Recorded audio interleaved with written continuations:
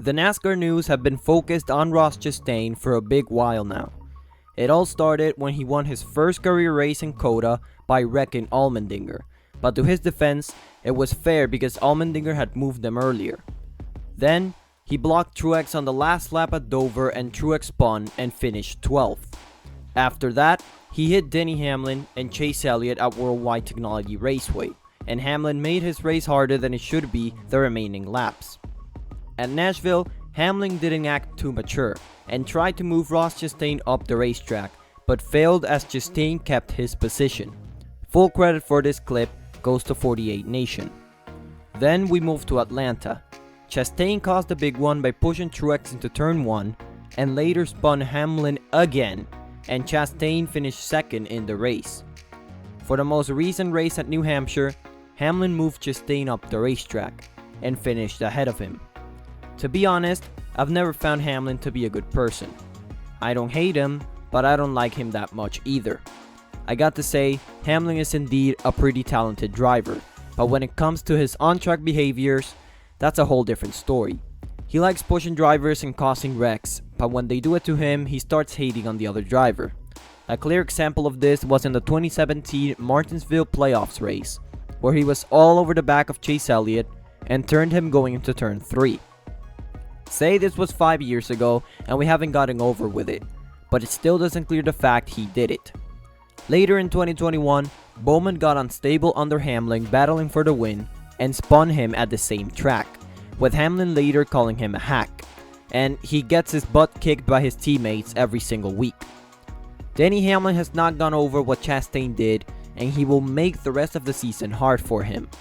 Another thing to note, he moved Brad Keselowski at New Hampshire when he was battling for position. See where I'm going here? If Hamlin wants more success and less drama, he needs to be a much more humble and clean driver.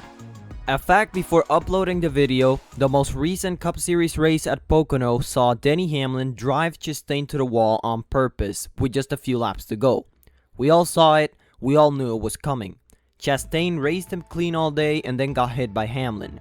Then he just got tired and raced Chastain just how he raced him these last couple of months.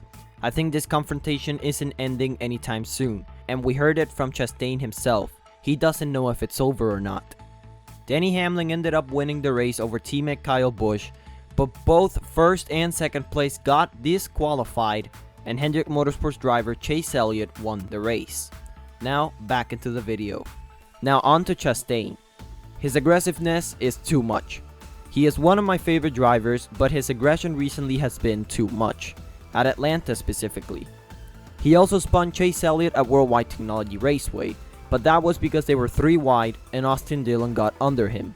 Still, Chastain went for an aggressive move and didn't work out. But Chastain has been like this for a while. Take this clip from 2018, when Harvick got tight, hit him, and Chastain spun him for retaliation. This was at Darlington. And the race that started it all, the September 5th, 2020 race at Darlington Raceway in the NASCAR Xfinity Series. This was a one-off race for Denny Hamlin where he won both stages.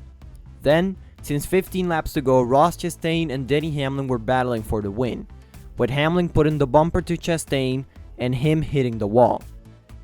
Then with 2 laps to go, Denny Hamlin tried a slide job, but Chastain hit the wall and couldn't cross him over, and Chastain hit the back of the 54 car. Brandon Jones ended up winning the race, but not before Ross Chastain could put the bumper to Hamlin and make him hit the wall in turns 3 and 4. You have a Cup Series regular and a Xfinity Series regular that was battling for a championship, and Hamlin went for the move, didn't work out, and obviously you have Chastain who got frustrated about that because he knew he could hold off Hamlin and get the win, and because of that, none of those two won, and instead, third place car Brandon Jones passed them and won the race. There you have it. I don't think this is the end for the battle between these two, but if they keep going, NASCAR is gonna probably have to look at a fine for both drivers or maybe even suspension if this keeps going on. Thanks for watching this video. If you enjoyed, let me know with a like and subscribe to the channel with notifications on, so you won't miss any of my future NASCAR content.